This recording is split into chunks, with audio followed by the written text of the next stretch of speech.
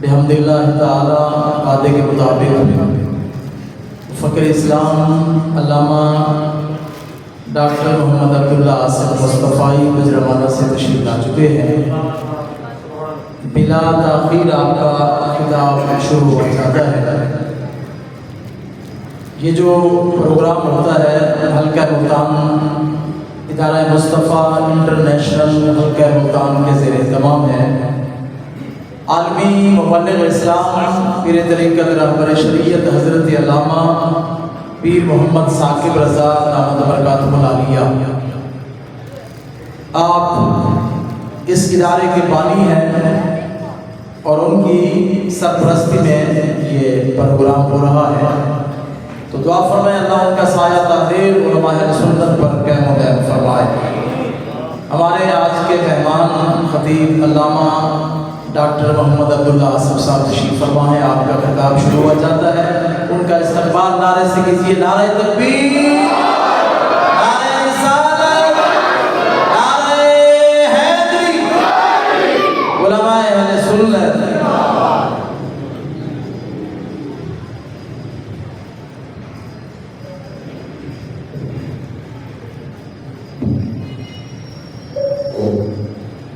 الحمدللہ رب العالمین والصلاة والسلام علی سید الانبیاء والمرسلین۔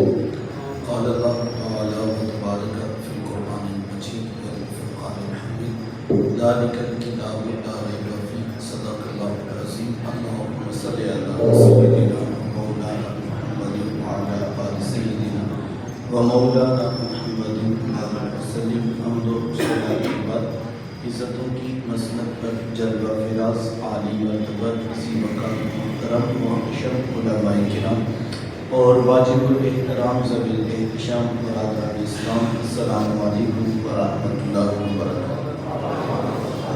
ایکو آف کر دیں، یہ آواز نا بالکل دمک سی پیدا کر رہی ہے، ایک سادہ آواز چاہیے بس ہمیں نا،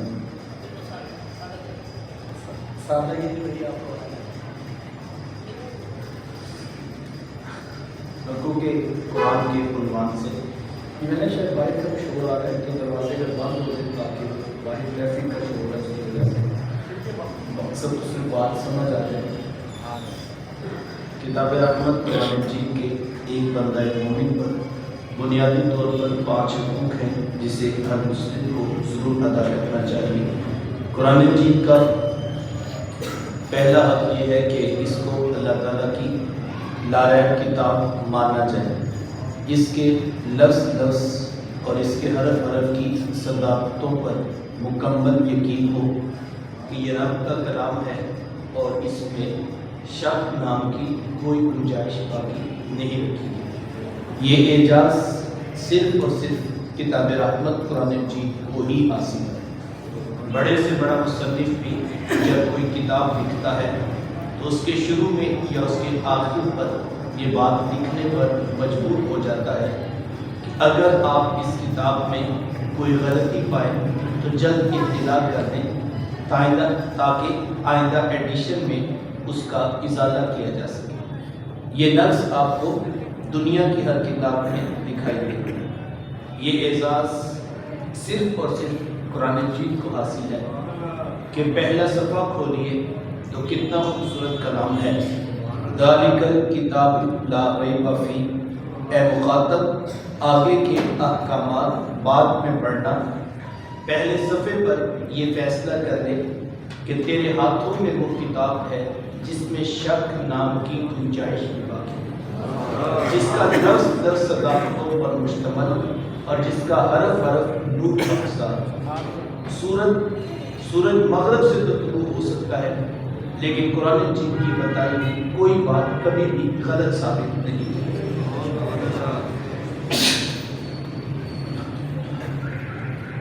تو یہ اعزاز صرف اور صرف کتاب رحمت قرآن مجید کو حاصل ہے۔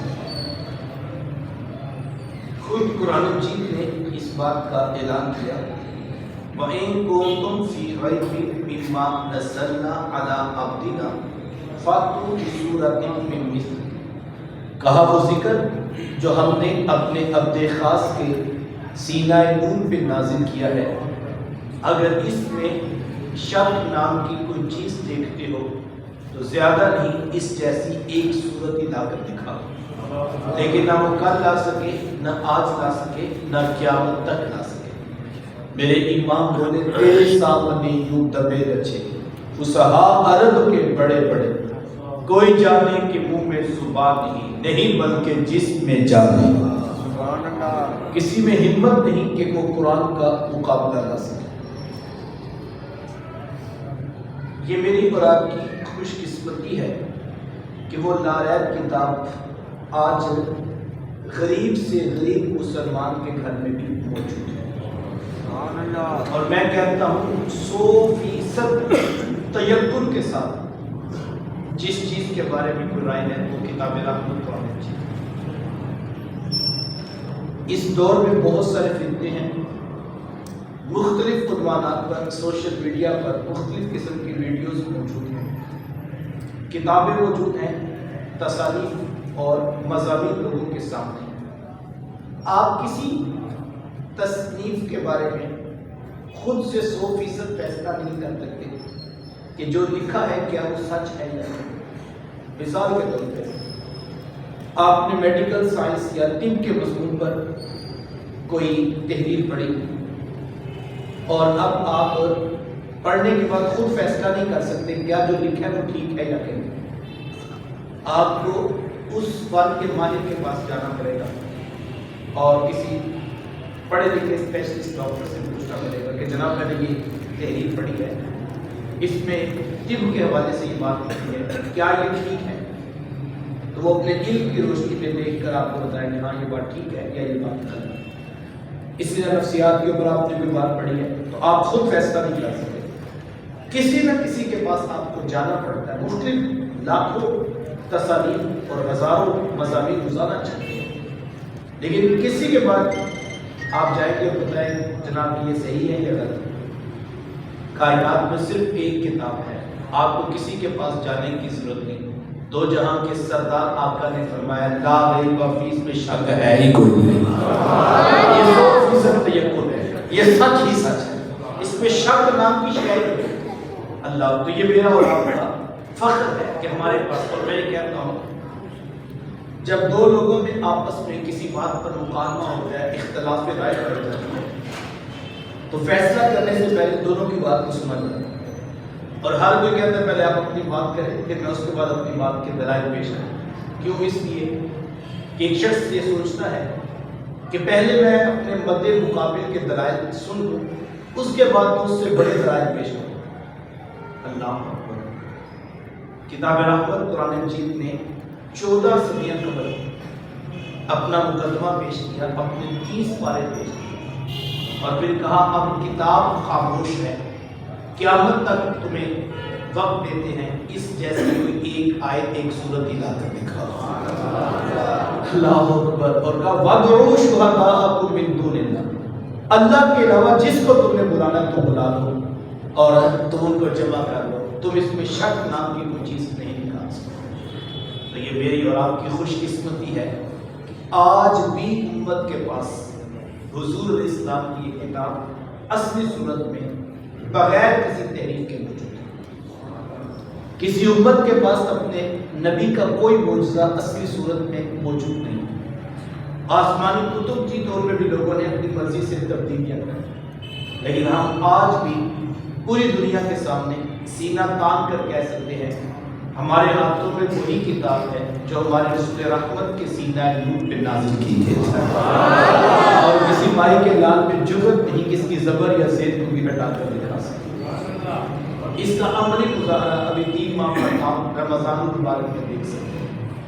ایک حافظ صاحب آگے قرآن پڑھ رہے ہوتے ہیں اور ایک پیچھے سن رہے ہوتے ہیں، نہ پڑھنے والے کے ہاتھ میں قرآن ہے نہ سننے والوں کی آنکھوں کے سامنے قرآن ہے، لیکن جیسے زبان سے زبر کی بجائے زید نکلتی ہے تو پیچھے والے حافظ صاحب بول پڑتے ہیں کہ جناب یہاں زبر نہیں یہاں زید لکھی ہوئی ہے۔ اللہ اکبر۔ مجھے اچھی طرح یاد ہے ہمارے محلے میں ایک حافظ صاحب تراویح سناتے تھے اور ان کی منزل بڑی پختہ تھی، سامنے کی ضرورت تو نہیں محسوس ہوتی تھی، لیکن ہر سال مسجد والے مدرسے والوں کو کہتے کہ کہ کوئی حافظ صاحب آپ بطور سامع ہمیں ضرور دیجیے.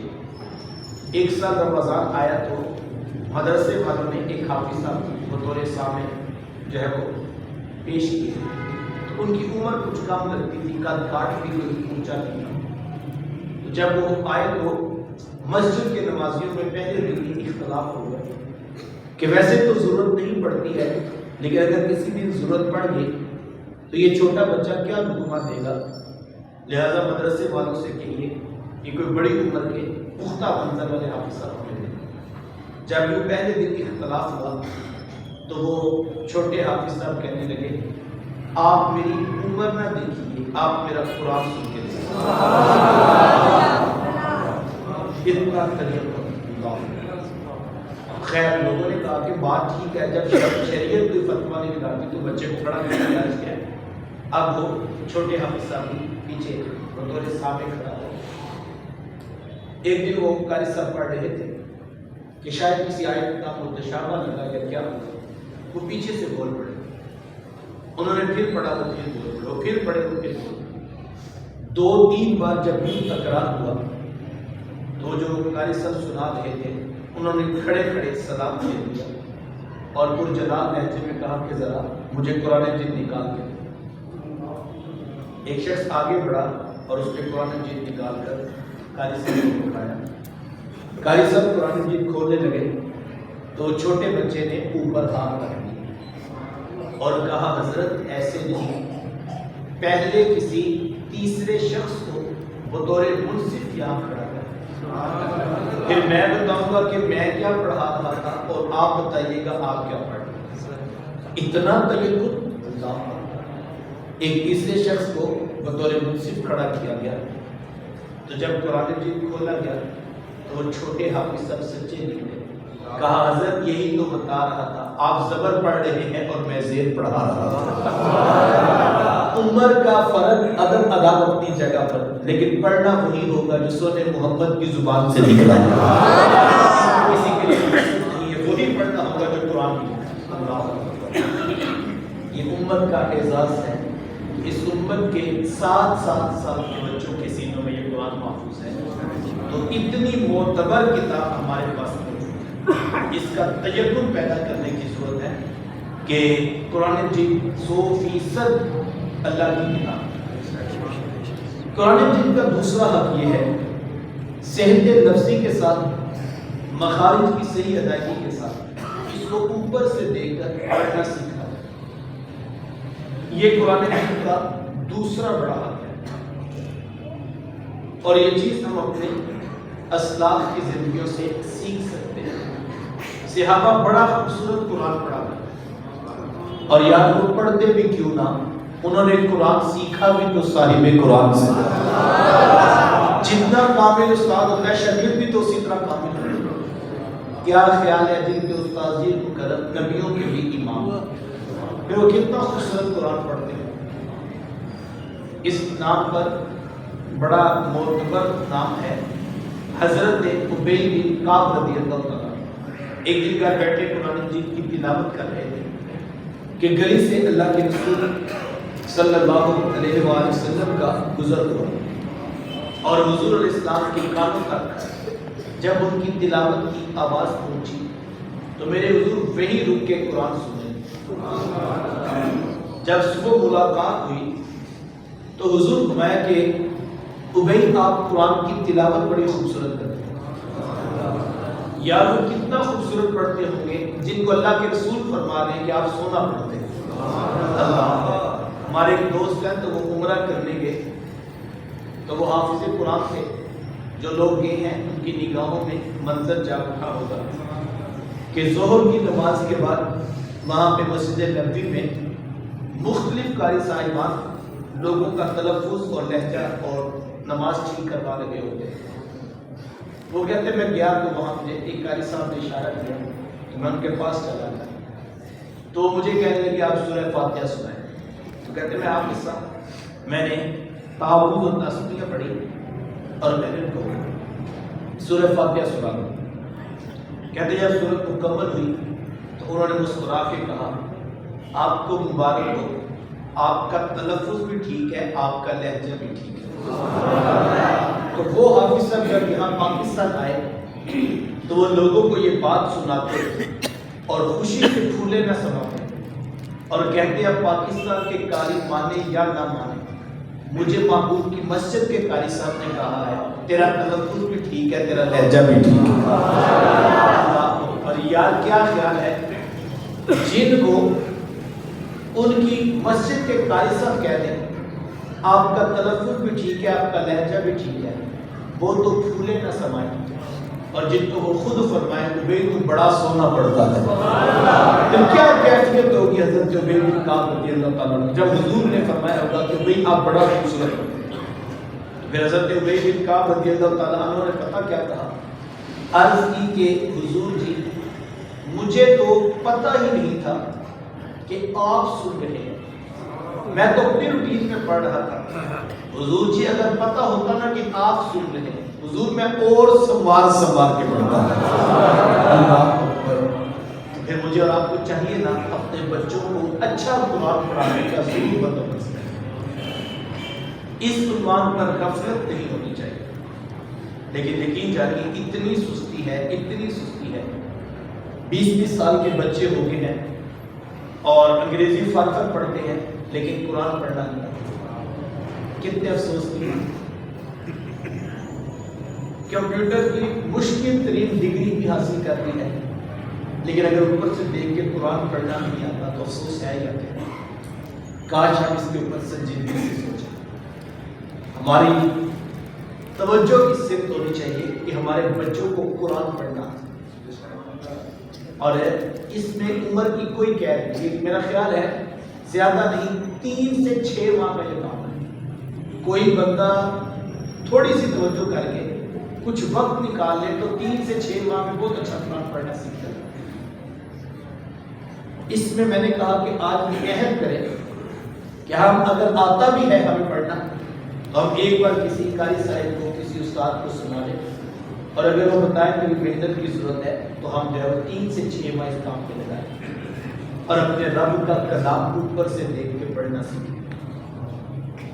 ایک حدیث سن لیجیے، میں نے کہا اس میں عمر کی کوئی قید نہیں، 40 سال عمر ہو گیا، 50 سال ہو گیا، ایک مرتبہ اپنے رب کا قرآن پڑھنا ضرور سیکھیں۔ اور ایک حدیث سن لیجیے، اور اس حدیث سے یقیناً بہت سی آپ کو موٹیویشن ملے گی اور امید اور ایک جذبہ پیدا ہوگا کہ ہم نے یہ کام کرنا ہے۔ اللہ کے رسول صلی اللہ علیہ وآلہ وسلم نے ارشاد فرمایا الماہر بالقرآن، فرمایا قرآن کا ماہر، قرآن کا عالم، قرآن کا مفتی، قرآن کا ایکسپرٹ، جو معنی جانتا ہے، مطلب جانتا ہے، مفہوم جانتا ہے، شان نزول جانتا ہے، جس کو قرآن کی جو ہے وہ تعلیم حاصل ہے ہر لحاظ سے۔ میرے رسول کہتے ہیں الماہر بالقرآن مع السفرۃ الکرام الباررہ، فرمایا وہ کل قیامت کے دن فرشتوں کے دورانی جھرمٹ میں کھڑا ہوگا، جس کو اللہ نے علم عطا کر۔ اچھا یہ تو اس کی شان ہے جو قرآن کے علوم پر مہارت رکھتا ہے۔ میں جس حدیث کو جو پڑھا ہے آپ کی اس طرف توجہ دلانا چاہتا ہوں، جو قرآن کا ماہر ہے وہ تو فرشتوں کے دورانی جھرمٹ میں ہوگا، اور حضور علیہ السلام نے فرمایا جو قرآن پڑھتا ہے لیکن اس کو پڑھنا نہیں آتا، اٹک اٹک کے پڑھتا ہے، مشقت سے پڑھتا ہے، فرمایا مشکل سے پڑھتا ہے لیکن کوشش کرتا ہے، فرمایا اللہ کے رسول فرماتے ہیں اللہ اس کو 2 گنا اجر عطا کرے۔ کس کو؟ جس کو پڑھنا نہیں آتا لیکن لگا ہوا ہے، کوشش کرتا ہے۔ قاری صاحب کہتے ہیں خاص ٹھیک نہیں نکلی، کبھی کہتے ہیں یہ ہاتھ ٹھیک نہیں ہے، وہ دوبارہ کوشش کرتا ہے، صحیح حق ادا نہیں ہوتا لیکن لگا رہتا ہے، اٹک اٹک کے پڑھتا ہے۔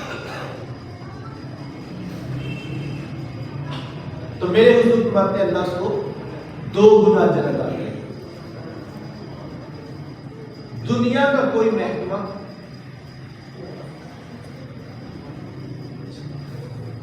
دنیا کا کوئی محکمہ، کوئی کمپنی، کوئی ادارہ آپ کو یہ پیکیج دے گا۔ ہر کمپنی، ہر ادارہ کہتا ہے آپ کام لائیں ہم آپ کو اس کی تنخواہ دیں گے۔ کمپنی والے سیلز مین کو کہتے ہیں ہماری سیلز جو ہے 3 لاکھ روپیہ ہے، آپ کو اگر ہم 4 لاکھ روپیہ 4 लाख रुपया सेल करते तो फिर हम आपको 50,000 रुपया तनख्वाह देते। कहते ठीक है। अब पूरा महीना वो काम करता है, तनख्वाह लेने का वक्त आया, पूछा जनाब सेल्स कितनी है इस महीने का? 3 लाख। तो कहा हमारी डील तो आपके साथ 4 लाख। तो आपने तो कोई काम नहीं किया इसका मतलब 3 लाख तो पहले होती थी सेल, आपने क्या किया? वो कहे कि जनाब मैंने दिन रात एक कर दिया, मैंने हर दुकान पर गया, मैंने बड़ी कोशिश की। तो आप क्या कहेंगे? हमें इस बात से क्या कर, आप ना कोशिश करें, आप थोड़ी करें या ज्यादा, नतीजा लाएंगे तो हम आपको तनख्वाह देंगे। ठेकेदार मजदूर को कहता है कि भाई ये 10,000 ईंटें के ऊपर उठा के छत पे रखें, तो कितने पैसे देते हो? कहता 10,000। वो कहते ठीक है। तो अगले दिन आता तो ईंटें वहीं पर पड़ी, वो कहते जनाब आप 10,000 का दे। कहते किस बात? कहते यही, कहते भाई आपने ईंटें ऊपर रखनी थी, नतीजा आना था तो हमें पैसे देते। वो कहता है जनाब यकीन जाने कल सारी दोपहर बड़ी मेहनत की है, बड़ी कोशिश की है, लेकिन ये काम नहीं हुआ। आप क्या कहेंगे? जब काम नहीं हुआ तो नतीजा भी नहीं, जब नतीजा नहीं तो पैसे किस बात? एक उस्ताद भी शागिर्द को कहता है कि सबक लेकर आओ। शागिर्द सबक सुनाता, सबक नहीं आता, तो उस्ताद कहता है सबक सुनाओ। तो कहता है उस्ताद जी यकीन जाने बड़ी कोशिश की, सारी रात जागता रहा, मैंने 8 बार पढ़ा है, मैंने 20 बार पढ़ा है, मैं तहज्जुद के वक्त उठा। तो उस्ताद कहते हैं मुझे इस बात का नहीं पता तुमने, मैं वो कहता जी मैं तो खेलने के लिए गया। वो कहते हैं नतीजा लाओ, तुम अगर सबक सुनाते हो तो हम तुम्हें लिख के देते हैं कि आज तो ये वाला रूह आता है। दुनिया का हर महकमा, हर कंपनी, हर इदारा कहता है नतीजा लेकर आओ। कायनात में सिर्फ कायनात का खालिक है जो कहता है नतीजा नहीं कोशिश लेकर आओ। तुमने कोशिश की थी, और अगर तुमने कोशिश की थी, अटक अटक के पढ़ा, सही नहीं पढ़ सकते तुम, ये अटक अटक के पढ़ा, कोशिश की थी, मेहनत की थी, तुम्हें एक नहीं तुम्हें 2 गुना जन्नत आता होगा। मुझे बताओ इतनी करम नवाज़ी किसी की है? दुनिया का कोई शख्स भी इस बात को नहीं मानता। आपके अल्लाह की कसम मैंने बड़ी मेहनत की, मैंने बड़ी कोशिश की, कहते हम क्या माने, हमें काम करके दिखाओ हम मानेंगे। लेकिन वो कायनात का खालिक है, वो नतीजा नहीं मानता। वो कहता है तुमने कोशिश की थी, अल्लाह अकबर। और वो क़यामत के दिन ज़ाब्ता भी यही होगा, याद रखिए। वो कहता है वअन्ना सायहु सौफा युरा, जब तुम कल क़यामत के दिन आओगे ना तो हम तुम्हें तुम्हारी कोशिश दिखा देंगे। ये नहीं का नतीजा दिखाए, कल कोशिश दिखाएंगे तुमने कितनी कोशिश की। तुमने कहा जब आप फजर की नमाज नहीं पढ़ सका, क्यों नहीं पढ़ सके? कहते बस आंख नहीं खुली, कोशिश तो बड़ी की थी। अच्छा, कभी ऐसा हुआ कि आप मंडी जाना हो तो ना पूछे हो? जब मंडी जाना होता है, बिरूने शहर पेपर होता है, शादी के ऊपर पूछना होता है, तो हम दौड़ लगाते हैं, कोशिश करते हैं तो भूल जाते हैं। लेकिन रात हमने अलार्म भी नहीं लगाया था, उठने की नीयत भी नहीं थी। तो वो कहता है कल जब आओगे ना मैं तुम्हें तुम्हारी कोशिश दिखा दूंगा। तुमने नमाज के लिए कितनी कोशिश की, तुमने कुरान सीखने के लिए कितनी कोशिश की, दुकान चलानी थी, सुबह 7 बजे से लेकर 6 बजे तक तुम टाइम लेते रहे और दिन रात एक ही कोशिश करते थे ना, तो दुकान चली। लेकिन कल जब तुम हमारे हुस्न आओगे, हम तुम्हें तुम्हारी कोशिश दिखाएंगे, मेरे बंदे देख तूने कोशिश कितनी की थी। तो उसके आगे झूठ नहीं है। क्यों? इसलिए वमा तुख्फी सुदूर, वो बंद सीनों की कहानी जानता है। वो कल तुम्हें बताएगा तुम्हारी कोशिश कितनी। तुम्हारी कोशिश तो दुनिया के लिए थी, तुम्हारी कोशिश थी बेटे बेरोने मुल्क चले गए, वो चले गए। तुम्हारी कोशिश थी कि कारोबार सेट हो जाए, दुनिया में सेट हो गए। तुम्हारी कोशिश थी बेटे डॉक्टर बनने, वो बन गए। तुम्हारी कोशिश थी कि मैं दुकान को हजारों से लाखों में ले लूं, वो हो गया। तुम्हारी कोशिश थी रेंट के मकान से अपना मकान बना लूं, बन गया। जिन कामों की तुमने कोशिश की उनके नतीजे भी आए, लेकिन नमाज के लिए तो तेरी कोशिश ही नहीं थी। कुरान पढ़ने के लिए तू कितने कारियों के पास गया, कुरान सीखने के लिए तूने कितनी जगहों पे जाकर दस्तक दी मैं कुरान सीखना चाहता हूँ।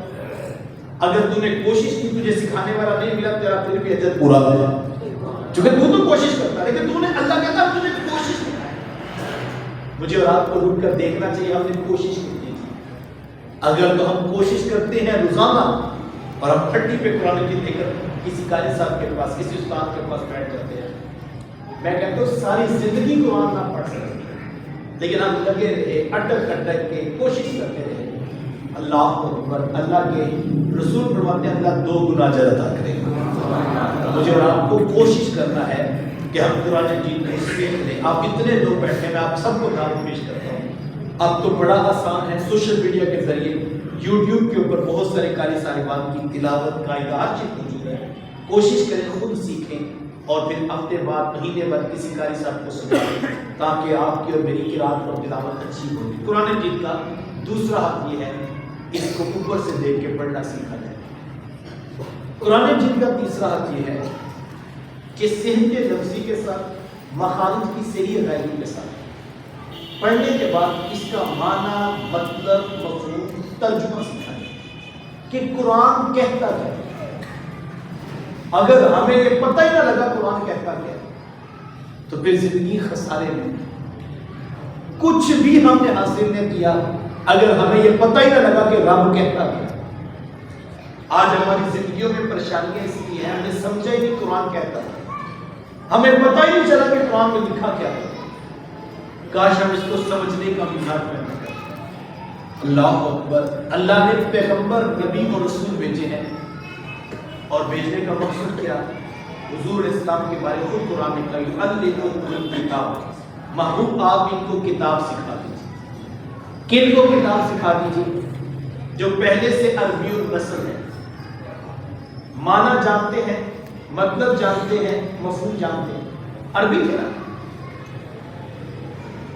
ہمیں تو قرآن مجید پر اعراب نہ لگے تو ہم پڑھ نہیں سکتے.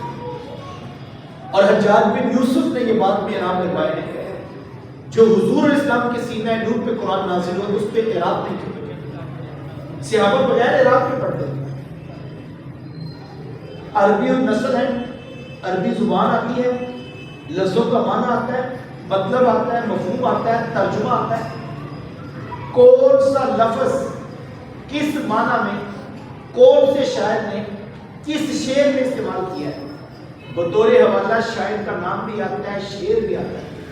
اس کے باوجود رب فرماتا نہیں مانگتی علمکم الکتاب, تو ان کو کتاب سکھا دے. ذہن میں سوال پیدا ہوتا ہے جب معنی آتا ہے, مطلب آتا ہے, مفہوم آتا ہے, ترجمہ آتا ہے, پھر سکھانا کیا ہے؟ اللہ نے نبی بھیجا کس مقصد کے لیے؟ محبوب آپ ان کو سکھا دیں. اللہ اکبر. علماء نے جواب بڑا خوبصورت دیا, کہا اس لیے کہ محبوب یہ معنی جانتے ہیں, مطلب جانتے ہیں, مفہوم جانتے ہیں, ترجمہ جانتے ہیں, لیکن یہ تیرے رب کی مرضی نہیں جانتے. محبوب کو تو جانتا ہے, تو ان کو کتاب سکھا دے. یعلمہم الکتاب, آپ ان کو کتاب سکھا دیں. تو ہمیں کتاب سیکھنے کا حکم ہے, اس کے ترجمے کے اوپر غور کرنا ہے. کاش ہمیں اس بات کا احساس ہو جائے کتنی قیمتی کتاب ہے جو ہمارے پاس میسر ہے, لیکن ہم نے آج تک اس کے مطابق زندگی گزاری. میں ایک سادہ سی مثال دیتا ہوں. یہ موبائل فون جب یہ نیا نیا آیا تو بہت سارے لوگوں نے کہا کہ یار یہ تو بہت بھاری ہے, یہ بہت وزنی ہے.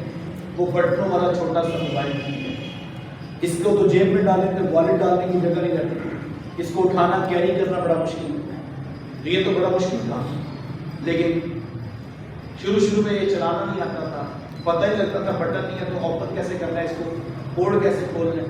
پھر آہستہ آہستہ ہمیں چلانا ہے, اور پھر جیسے جیسے ہمیں پتہ لگا اس سے بڑے کام آسان ہو جاتے ہیں. پہلے سے نمبر یاد کرنے پڑتے تھے, اب تو اس کے اندر جو ہے وہ ہر چیز محفوظ ہو جاتی ہے. علماء نے بھی دیکھا کہ لاکھوں کروڑ روپے کی کتابیں کون خریدے, اس کے اندر تو مفت میں سب چیزیں مل جاتی ہیں, صرف ایک ڈاؤن لوڈ کرنا پڑتی ہے اور ایک بار تو پھر جو ساری چیزیں محفوظ ہو جاتی ہیں. انہوں نے اپنی ضرورت کے مطابق اس کو استعمال کرنا, اور جس شخص کو جتنا یہ سمجھ آتا ہے اس نے اتنا زندگی کو آسان کر دیا. کئی لوگ اپنی پوری زندگی اس کے ساتھ, کاروبار جس کے اندر, اکاؤنٹس جس میں, سب کچھ اسی میں. توجہ چاہوں گا, جس کو یہ والا موبائل جتنا اچھا سمجھ آ گیا اس نے زندگی کو اتنا سوکھا کر دیا. ایک بوڑھا ان پڑھ شخص ہے, وہ بھی اس کو نہیں مانتا تھا, لیکن جب بیٹا بیرون ملک گیا تو کسی نے کہا اس پہ ویڈیو کال پہ بات ہو جائے, تو اس نے اپنی ضرورت کے مطابق اس کو اتنا چلانا سیکھ لیا ہے کہ بیٹے سے وہ بات کر دے. میں کہتا ہوں جس کو یہ ایک موبائل جتنا چلانا آ گیا, جتنے اس کی سمجھ آ گئی, وہ اتنی زندگی سوکھی ہوگی, اتنا اس کا کاروبار بڑھ گیا. مجھے بھی آتے ہوئے ایک نوجوان بتا رہا تھا کہ وہ امریکہ میں چیزیں خریدتے ہیں اور امریکہ میں چیزیں بیچتے تھے. یہاں بیٹھ کے یہ موبائل کا ذریعہ جس کو جتنا چلانا آ گیا اس کی زندگی اتنی سوکھی ہے. توجہ چوکر کے جملہ سمجھ آ گیا یار, یہ انسان کی بنائی ہوئی اتنی سی ڈیوائس جس کو سمجھ آ گئی اس کی زندگی سوکھی ہوگی, یا جس کو یہ ایک ڈیوائس سمجھ آئے اس کی زندگی سوکھی ہوگی. مجھے بتاؤ اگر قرآن سمجھ آ جائے جو رب کا کلام ہے زندگی کتنی آسان ہو جائے. ہمیں ہماری زندگی مشکل اس لیے ہمیں سمجھ نہیں آئی, ہم نے سیکھا ہی نہیں زندگی گزارنی کیسے. ہم اپنے طریقے سے گزار رہے, جو جس برادری میں, جس خاندان میں, جس مسلک میں, جس جماعت میں پیدا ہوا ہے وہ اسی کے مطابق گزارے جا رہا ہے, اور پریشان ہے اپنے اندر. پریشانی اس لیے کہ یہ قرآن اللہ نے 30 بارے بھیجے تھے, یہ زندگی کیسے گزارنی اس میں لکھا ہوا ہے. اس زندگی میں کیا حالات بنے گے, کیسے زندگی گزارنی ہے, کیسے چلنا ہے, خوشیاں آئیں تو کیا کرنا ہے, غم آئیں تو کیا کرنا ہے, مصیبتیں آئیں تو کیا کرنا ہے, سب کچھ اس میں لکھا ہے. اور یہ ہم پڑھنے کے لیے آتے ہیں, اور جنہوں نے یہ پڑھ لیا, اس کو سمجھ لیا, ان کی زندگیاں سوکھی ہو گئی, ان کا زندگی کے بارے میں فلسفہ بدل گیا. جن کو سمجھ آیا ان کا انداز ہی کچھ اور تھا. یار حضرت بلال حبشی رضی اللہ تعالیٰ عنہ کو امیہ کوڑے مارتا ہے, اور بلال مسکراتے ہیں. کیوں یار, تکلیف ہوتی ہے, درد ہوتی ہے, رونا چاہیے, چیخنا چاہیے, آنکھوں میں آنسو آنے چاہیے, لیکن بلال مسکراتے ہیں. کیوں؟ اس لیے کہ بلال کو قرآن پڑھ کے سمجھ آ گیا تھا امیہ کے ان کوڑوں کے پیچھے جنت ہے. بلال نے کہا کوئی بات نہیں, اگر ان کوڑوں کے بعد جنت ملتی ہے تو میں کوڑے کھانے کے لیے تیار. عمار ابن یاسر کو سمجھ آ گئی, تو جب سمجھ آ گئی وہ تکلیف کا نہیں بلکہ وہ راحت کا سما بن گیا, وہ خوشی کا سما بن گیا. جن کو زندگیاں سمجھ آ جاتی ہیں قرآن کے مطابق, ان کا انداز بدل جاتا ہے. پھر مصیبتیں آئیں, پریشانی آئے, وہ پریشان نہیں ہوتے, وہ خوش ہوتے ہیں کہ اس کے آگے جنت ہے. اللہ اکبر. شیخ صاحب جن کو سمجھ آ گئی ان کی زندگی دیکھو کتنی مختلف ہے.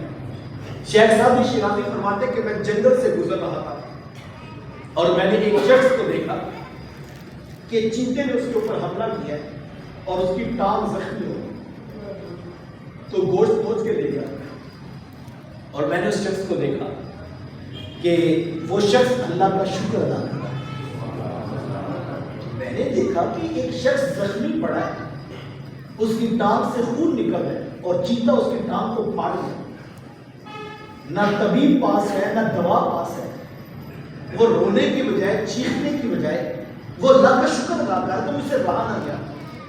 تو میں نے اس سے پوچھ لیا کہ صاحب درد میں مبتلا ہو, تکلیف اور اذیت ہو, نہ طبیب ہے نہ دوا ہے, اور تم ہو کہ اللہ کا شکر ادا کیا جائے, شکر کس بات کا؟ اللہ, تم تو مصیبت میں پڑے ہو اور تم شکر ادا کیے جا رہے. اس نے جواب میں کو کیا دیا, جن کو قرآن سمجھ آ جاتا ان کے جواب تھے ایسے. اس نے کہا سادی, شکر اس بات کا کر رہا ہوں مصیبت میں مبتلا ہوں, گناہ میں مبتلا تو نہیں. مصیبت میں پڑا, مصیبت ختم ہو جائے گی. اللہ کا شکر اس بات پہ کر رہا ہوں, گناہ میں تو نہیں گرا. اللہ شکر اس بات کا, مصیبت ہے, پریشانی ہے, ختم ہو جائے گی. آج نہیں تو کل, کل نہیں تو پرسوں مصیبت ہے, ختم ہو جائے گی. لیکن شکر اس بات پہ کر رہا ہوں میں گناہ میں مبتلا نہیں ہوں. جن کو سمجھ آ گئی وہ مصیبت سے نہیں الجھتے, وہ دیکھتے یہ ہیں کہیں کوئی گناہ تو نہیں ہو گیا. اللہ اکبر. اور جن کو سمجھ نہیں آئی وہ لاکھوں کروڑوں کما کے بھی پریشان ہے, اور جن کو سمجھ آتی وہ تکلیف میں شکر ادا کر رہے ہیں. مولا میرا شکر ہے میں گناہ گار تو نہیں ہوں. کاش ہمیں زندگی سمجھ آ جائے. جن کو سمجھ آتی ہے ان کی زندگی مختلف ہو جاتی ہے. قرآن مجید کی ایک اور یہ زندگی قرآن کہتا ہے یہ امتحان ہے, اور یہ تمہارا امتحان قرآن کہتا ہے ہم ضرور لیں. وَلَنَبْلُوَنَّكُمْ بِشَيْءٍ مِّنَ الْخَوْفِ وَالْجُوعِ وَنَقْصٍ مِّنَ الْأَمْوَالِ وَالْأَنفُسِ وَالثَّمَرَاتِ. اللہ کہتا ہے ہم ضرور تمہیں آزمائیں گے. جس نے قرآن پڑھا اس کو سمجھ آیا کہ میری آزمائش ہونی ہے, مجھے میرے رب نے پرکھنا ہے, مجھے دیکھا جانا ہے کہ تم کہاں پڑے. اچھا مولا تو کیسے آزمائش لے گا, تو کیسے آزمائش کرے گا, کیسے امتحان لے گا؟ کہا امتحانات کے نام میں تجھے گنوا دیتا ہوں. من الخوف, کبھی خوف کا امتحان ہے, والجوع, کبھی بھوک کا امتحان ہے, ونقص من الاموال, کبھی کاروبار میں نقصان ہوگا. کبھی تو نے سوچا ہوگا اس کاروبار سے لاکھوں کما لینے ہیں, لیکن ایسا نہیں ہوگا, کبھی وہ کاروبار نیچے چلے گا. वल-आंफुसि वत-तमरात, कभी जाने ज़ाया हो जाए, कभी फलों में कमी होगी। तूने एस्टीमेट लगाया था, तुझे किसी ने बताया था 70% इससे गंदम उठाएगा तो फसल, लेकिन वो 40% भी नजर आए। कहा कभी हम कमी करेंगे, क्यों? हमने तेरा इम्तिहान लिया। जब मुझे बताओ कुरान में क्या है, तो अल्लाह खुद कुरान में कहता है वजअलना बादकुम लिबादिन फितना, इम्तिहान कौन सा होगा? हम तुम में से बाज को बाज के लिए आजमाइश बना दें। एक बंदा ही दूसरे बंदे के लिए आजमाइश बना दी जाए। अल्लाह अकबर। कभी तुम्हारे भाई तुम्हारे लिए आजमाइश करते हैं, कभी तुम्हारी बहनें तुम्हारे लिए आजमाइश करती हैं, कभी तुम्हारी औलाद तुम्हारे लिए आजमाइश करती है, कभी बहू के लिए ससुराल आजमाइश बांटेगा, कभी ससुराल के लिए बहू आजमाइश बांटेगा। वजअलना बादकुम लिबादिन फितना, अल्लाह कहता है हम बाज को बाज के लिए आजमाइश बना, आजमाइश उसने बना दी है।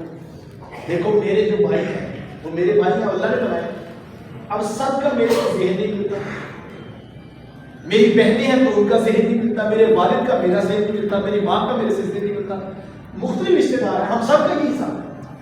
अच्छा सब एक जैसे नहीं है, कोई हमें किस तरह मिलता है कोई किस तरह मिलता है। अल्लाह कहता है ये सारी आजमाइशें हमने खड़ी की। अल्लाह और आगे कुरान के लफ्ज़ आप सुनिएगा। मैं कहता हूँ कुरान किस एक आयत को समझ लें तो जिंदगी के सारे मसले हल हो जाते हैं। अल्लाह कहता है बाज लोगों को हम बाज के लिए आजमाइश बनाते थे, और आगे पता क्या कहा तस्बीरुना, क्या तुम सब्र नहीं कर सकते? ये आजमाइश हमने खड़ी की, ये इम्तिहान हम ले रहे, क्या तुम सब्र नहीं करोगे? अल्लाह अकबर, क्या तुम सब्र नहीं करोगे? फिर आप कहता है लगता है ऐसे जैसे कहा जा रहा है टेंशन किस बात की है, तुम सब्र नहीं कर सकते?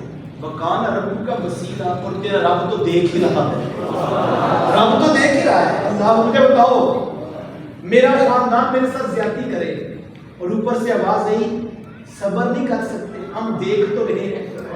अल्लाह मुझे बताओ ये चीज नशा नहीं देती बंदे को कि मेरा खालिक मुझे देख रहा है और ऊपर से आवाज आ रही क्या तू सब्र नहीं करेगा? तेरे रब ने तेरे ऊपर इम्तिहान डाला। जब मैं इसकी सादा सी मिसाल देखो, मिसाल बनती नहीं है बिल्कुल वजूद, लेकिन एक लिहाज से मैं आपको मिसाल दे दूं। गुजरात मेरा मरकज है और मेरा सब कुछ वही है, तो मेरे मरकज से जब एक शख्स भेजा जाता है कि जनाब हम इस बंदे को भेज रहे हैं, आप इससे काम ले लेंगे, आपके साथ रहेगा, और मुझे चुपके से बता देता है कि अब्दुल्ला भाई ख्याल करना बंदे का मसला नहीं, असल इम्तिहान आपका है, आजमाइश आपकी है। मुझे बताओ अब मेरा उस बंदे के बारे में क्या ज़िक्र होगा? अगर मुझे पता लग जाए मुझे चेक किया जा रहा है और एक बंदा भेजा गया और उसने मेरे साथ रहना है, उसका मेरा मिजाज नहीं मिलता, मैं उसको कहता हूँ इधर जाना, वो कहता नहीं ये इधर जाना। अब आजमाइश तो है, और मुझे मैं अगर गिला करूँ, मैं शिकवा करूँ, तो मेरे हस्बैंड मुझे किया तुम सब्र नहीं कर सकते, हम तो देख ही नहीं हैं, हमें पता है तुम कौन हो, तो हमने तो खुद ही भेजा है। अल्लाह फरमाता है क्या तुम सब्र नहीं करोगे? ये आजमाइश मैंने भेजी, और टेंशन किस बात की है? वकान रब्बुका बसीरा, और तेरा रब तो तुझे देख ही रहा है। मुझे बताओ अगर एक बहू ससुराल में परेशान है और वो इस आयत का वजीफा पढ़ ले कि मेरा रब कहता है तू सब्र नहीं करेगी, तेरा रब तो तुझे देख ही रहा है। अल्लाह अकबर। अगर भाइयों की आजमाइश है और बंदा ये आयत पढ़ ले कि रब कहता है क्या तू सब्र नहीं करेगा, वकान रब्बुका बसीरा, और तेरा रब तो तुझे देख ही रहा है। अल्लाह अकबर। अगर बीवी बात नहीं मान रही है और घर का सारा माहौल डिस्टर्ब हो गया है और आजमाइश बनी हुई है, अल्लाह फरमाता है क्या तू सब्र नहीं करेगा? और हम तो देख ही रहे हैं, आना तो सब पे हमारे हुजूर है ना। अल्लाह अकबर। मुझे बताओ यार, मैं कहता हूँ सैकड़ों नहीं लाखों मुसीबतें कुरान की इस आयत के सामने रखो तो सही, हर मुसीबत हर परेशानी पे कुरान कहता है क्या तुम सब्र नहीं करोगे? और तेरा रब तो तुझे देख ही रहा है, और रब तो देख ही रहा है। अल्लाह अकबर। ये इतनी रूहानियत देती है कि बंदर के अंदर एक अजीब कैफियत पैदा हो जाती है कि मौला तू देख रहा है। जब जिनको कुरान समझ आ जाता है ना, उन पर मुसीबतें आए, परेशानियां आए, दुख आए, तकलीफें आए, टेंशन आए, तो पता क्या कहते हैं? तो कहते हैं जेकर सोना मेरे दुख विच रासी, मैं सुख नु चुल्ले डावां। अगर ये दुख, अल्लाह अकबर, अगर ये मुसीबत मुझे उसके करीब कर देती है तो ये मुसीबत अच्छी है। अगर मुझे उसका कुर्ब मिल जाता है, अगर याद राजी हो जाता है, तो फिर मैं इस मुसीबत में सब्र करने के लिए तैयार हूँ। اور اگر تو مجھے بتا دے کہ یہ نعمتوں کے ناشکری کرنے پر جو ہے وہ تجھے جہنم میں ڈال دیا جائے گا، تو پھر میں ہاتھ جوڑ دوں گا کہ مجھے وہ نعمت نہیں چاہیے جس کی ناشکری میں میں گناہ میں مبتلا ہو جاؤں۔ تو مجھے اور آپ کو یہ سکھایا، یہ سمجھ کیسے آئے گا؟ اچھا ایک لمحے کے میں کہتا ہوں، قرآن کی 6,500 کے قریب آیات ہے، ایک آیت میں اتنی روشنی ہے، مجھے بتاؤ پورے قرآن کی روشنی کا عالم کیا ہوگا؟ میں نے کہا جن کو سمجھ آیا انہوں نے زندگی اس کے مطابق گزاری ہے، انہوں نے دیکھا کہ میرے پاس جو زندگی ہے، جو سانس چل رہی ہے، جو دائیں بائیں آگے پیچھے میرے حالات بنتے جا رہے ہیں، یہ 30 پاروں میں سب کچھ لکھا ہے زندگی کیسے گزارنی ہے۔ ان کا زندگی گزارنے کا انداز بدل جاتا ہے۔ جس کو جتنا قرآن سمجھ آ جائے گا اس کی اتنی دنیا بھی آسان ہے، اس کی اتنی آخرت بھی آسان ہے۔ لیکن ہمارا مسئلہ یہ ہے ہم نے قرآن نہیں پڑھا ہے اور ہم اپنی عقل کے مطابق زندگی گزار رہے ہیں۔ دیکھو یہ موبائل ہے، یہ بنانے والے نے جو فیچرز اس میں رکھے ہیں اس کے اندر سارے رکھے ہیں، تو اس کے چلانے کا ایک طریقہ بھی ہوتا ہے، اور اگر آپ کے میں اس طریقے کو نہیں مانتا، میں اپنی مرضی کرنا چاہتا ہوں، آپ اس سے فائدہ نہیں اٹھا سکتے۔ بنانے والے نے، پیدا کرنے والے نے 30 پارے نازل فرمائے ہیں، اور مجھے اور آپ کو کہا تم زندگی اس کے مطابق گزارنا، بڑی سوکھی گزرے گی۔ جن کو سمجھ آ جاتا ہے زندگی کیا ہے، قرآن کیا ہے، ان کی زندگی میں مطابقت آتی ہے قرآن کے مطابق، پھر وہ سکون میں چلے جاتے ہیں، پھر راحت میں چلے جاتے ہیں، پھر ان کو پریشانیاں ختم ہو جاتی ہیں، اور اگر پریشانی آئے گی تو وہ پریشانی ان کو لذت دیتی ہے، وہ ایک لطف کی کیفیت پیدا کرتی ہے۔ قرآن مجید کو سمجھنے کا عہد کیجئے۔ قرآن مجید کا چوتھا حق یہ وقت سمٹ گیا کہ اس کے اوپر عمل کیا جائے۔ یہ صرف سمجھنے تک نہ رہیے، اگر ہم صرف سمجھتے ہیں اور عمل نہیں کرتے تو نتیجہ پھر بھی حاصل نہیں ہوگا، چونکہ یہ تقاضا ہے ہم سے کہ مگر وہ لوگ جو ایمان لائے اور وہ جنہوں نے اچھے اعمال کیے، عمل کے ساتھ زندگی بہتر ہوگی۔ صرف باتیں کرنے سے، سمجھنے سے مسئلہ حل نہیں ہوگا، مجھے اور آپ کو عملاً اپنی زندگی کو بدلنا ہوگا۔ قرآن مجید کا 5واں حق یہ ہے کہ اس کا پیغام اوروں تک پہنچایا جائے، اس کی تبلیغ کی جائے۔ اب ایک تبلیغ کا انداز یہ ہے، آپ نے دعوت درس قرآن دی، لوگ جمع ہوئے، اللہ کے نبی صلی اللہ علیہ وسلم کے دین کا پیغام سیکھا، یہ بھی تبلیغ کا انداز ہے۔ علامہ صاحب نے منبر پر واضح و نصیحت قرآن اور حدیث کا پیغام سنایا، یہ بھی ایک تبلیغ کا انداز ہے۔ لیکن مؤثر ترین تبلیغ کا انداز یہ ہے کہ میں اور آپ اپنے کردار کو خوبصورت بنا دیں، ہمارا کردار لوگوں کے لیے تبلیغ بن جائے۔ یہ کرنے کی ضرورت ہے۔ اس دور میں محافل تو بہت ساری ہیں، تقاریر تو بہت ساری ہیں، لیکن عملاً ہمارا کردار لوگوں کو دعوت دین نہیں دے رہا۔ جو لوگ اپنے کردار کو مؤثر بناتے ہیں، شاید نقشبند بخاری علیہ رحمہ فرماتے ہیں کہ جس شخص کی خاموشی فائدہ نہیں دیتی، کہا اس کی تقریر بھی فائدہ نہیں دیتی۔ ہمیں اپنی خاموشی کو، اپنی زندگی کو مؤثر کرنا چاہیے، اور جب میری اور آپ کی زندگی خوبصورت ہو جائے گی تو لوگ خود بخود اس سے روشنی حاصل کریں گے۔ دیکھو شمع کو بول کے نہیں بتانا پڑتا کہ میں شمع ہوں، میں جل رہی ہوں، آج روشنی دے رہا ہوں۔ روشنی جہاں پہ ہوتی ہے لوگ خود اٹھ کے چل کے روشنی کے پاس آتے ہیں۔ اگر ہمارے کردار میں چمک ہوگی، لوگ خود بخود عمل کی راہوں کے مسافر بنتے چلے جائیں گے۔ یہی مقصود ہے قرآن کا۔ زندگی میں قرآن ضرور پڑھیے، اور ایک مرتبہ زندگی میں ضرور قرآن پڑھیے۔ کسی عالم کے پاس، آپ تو بستے شہر میں رہتے ہیں، بہت سارے علماء کرام، بہت ساری ترجمہ القرآن کلاسز فجر کے بعد اس شہر میں منعقد ہو رہی ہوں گی، آپ ضرور پڑھیے اور ایک کلاس کو جوائن کر لیجیے۔ میں آپ کو ایک اور دوسرا طریقہ بھی شیئر کرنا چاہوں گا۔ آپ اگر کسی جگہ پر جا کر باقاعدہ نہیں پڑھ سکتے ہیں، آپ اردو مترجم قرآن مجید لیجیے، اور ایک نسخہ اپنے بیٹے کو دیں، ایک اپنی بیٹی کو دیں، ایک گھر والی کو دیں، ایک خود کو دیں، اور قرآن مجید کو اوپر سے دیکھ کر پڑھیں۔ 10 منٹ اس کی 15 منٹ تلاوت کریں، پھر ان 4 6 8 آیات کا ترجمہ پڑھیں، 1 2 بار اس کو دہرائیں۔ جو چیز آپ کو سمجھ نہ آئے وہ آپ نشان لگا دیں کہ یہ بات مجھے سمجھ نہیں ہے۔ اگلے دن اگلا سبق، پھر تیسرا سبق، پھر چوتھا، اپنا نسخہ مختص کر دیں، اس کے اوپر کے ساتھ نشان لگا دیں، اور مہینے کے بعد آپ نے ایک پارہ پڑھا ہے، 10 15 20 مقامات ہیں جو آپ کو سمجھ نہیں آئے۔ اسی طرح بیٹے نے خود پڑھا ہے، بیٹی نے بھی پڑھا ہے، ماں نے بھی پڑھا ہے، دادی ماں نے بھی پڑھا ہے۔ اب مہینے کے بعد کسی عالم کو فون کر کے آپ ان سے وقت لیجیے اور کہ حضرت گھنٹہ ہمیں دیجیے، ہم سب نے قرآن مجید پڑھا ہے، کچھ جگہوں سے ہمیں سمجھ نہیں آیا، آپ بہتر عنایت کریں، ہمیں قرآن سمجھا دیجیے۔ یہ کام کریں، یہ 2 4 6 بار اپنی روٹین بنائیں۔ اور میں ایک اور آپ کو دعوت پیش کرتا ہوں، گجرانوالہ مرکز مصطفیٰ میں 24 گھنٹے 12 ماہ الحمدللہ خواتین کا شعبہ بھی ہے، مرد حضرات کے لیے الگ شعبہ ہے، 24 گھنٹے 12 ماہ علماء موجود ہیں۔ ممکن ہو سکے تو سفر کیجیے اور مہینے کے بعد وہاں تشریف لائیں، نائٹ سٹے کریں، بیٹیوں پر خواتین والے شعبے میں چلی جائیں اور بیٹے وہاں پر مرکز میں ایک دن ایک رات آپ گزاریں، کھانا کھائیں، آرام کیجیے اور وہاں پر اپنا نسخہ قرآن مجید کا لے کر کسی عالم کے پاس بیٹھیں۔ ریسیپشن پہ لوگ آپ کو پوچھیں کہ جناب آپ خیریت سے آئے ہیں، تو آپ بتائیے گا کہ ہم نے پورا ماہ قرآن کی تلاوت کی ہے، کچھ جگہوں سے سمجھ نہیں آیا، ہم سونے محمد کا قرآن سیکھنے آئے۔ یار 3 دن کے لیے گاڑیاں کروا کے شادیاں بھی تو اٹینڈ کر رہے ہیں، بوڑھی دادی اماں جن سے چلا نہیں جاتا، آپ کہتے ہیں ماں جی یہ برادری کا مسئلہ ہے، آپ کو جانا پڑے، وہ کہتے ہیں بیٹا میں تو اتنا سفر ہی نہیں کر سکتی، تو آپ کہتے ہیں ہم گاڑی بڑی کروا لیں گے، ذرا آسانی سے آپ بیٹھ جائیں، لیکن یہ جانا ضروری ہے۔ میں آپ کو دعوت پیش کرتا ہوں، زندگی میں 20 سال گزر گئے، 30 سال گزر گئے، 50 سال گزر گئے، اگر ابھی تک قرآن کا مطلب معنی مفہوم سمجھ نہیں، اور یہ کوئی مشکل کام نہیں ہے، یہ کوئی ایسا نہیں ہے کہ جو بہت لمبا پینڈا ہے جو ہو ہی نہیں سکتا۔ دیکھو اگر یہ سمجھ ہی نہ آتا ہوتا، اللہ قیامت تک اس ایک کتاب کے ساتھ جڑے رہنے کی تلقین ہے۔ یہ کوئی مشکل کام نہیں ہے، یہ تھوڑی سی بس کوشش کرنی ہے آپ نے، اور پھر یقین جانے میں کہتا ہوں ایک ہی آیت سمجھ آ جائے، اللہ مانتا ہے ہم بعض کو بعض کے لیے آزمائش بنا دیتے ہیں، کیا تم صبر نہیں کرو گے؟ اور اللہ تو دیکھے گا، ایک آیت سمجھ آ جائے زندگی سوکھی ہو جاتی ہے، اور اگر اللہ کرم کر دے پورا قرآن ہی سمجھ آ جائے تو پھر کیا زندگی کا جمال ہوگا، کیا زندگی کا سکون ہوگا، کیا لطف ہوگا۔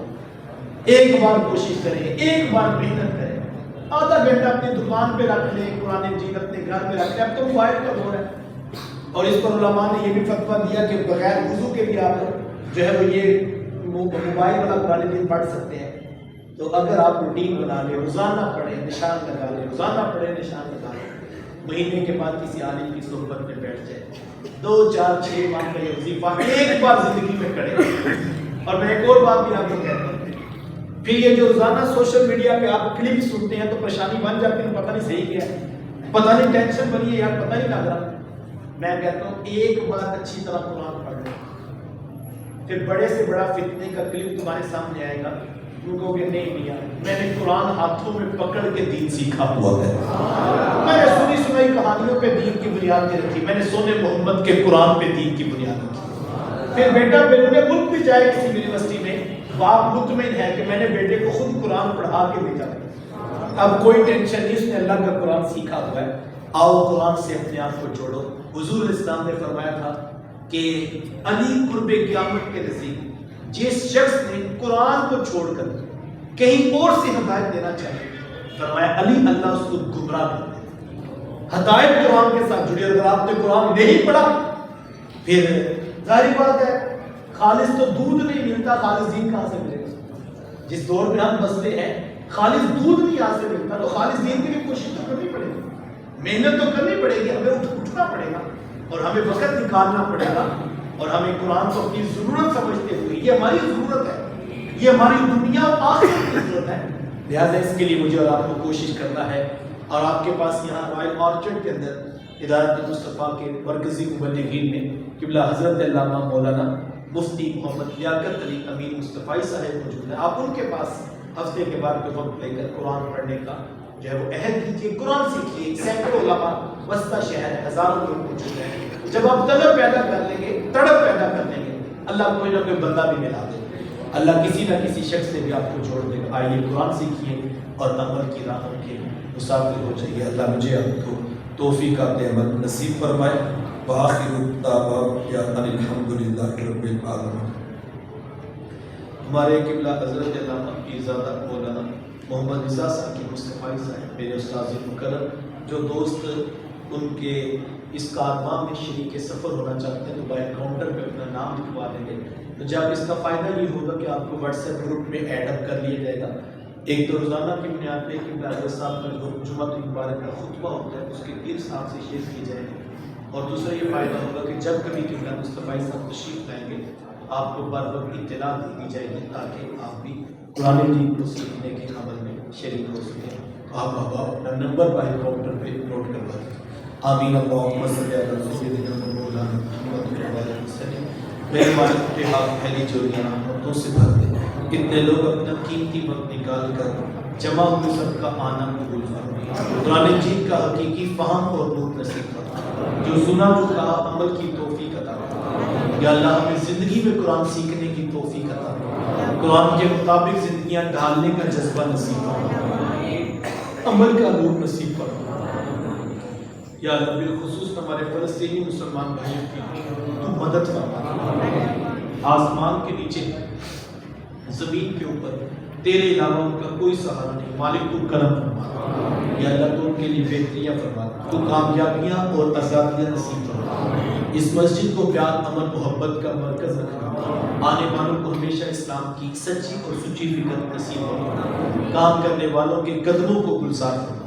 نوجوانوں نے دعوت دی، اہل علم نے پہنچ کر حوصلہ افزائی فرمائی، اہل محبت نے پیغام کا ابلاغ کیا، سب کی کاوشوں کو قبول کرا۔ صلی اللہ تعالی علی حبیبہ محمد وآلہ وسلم۔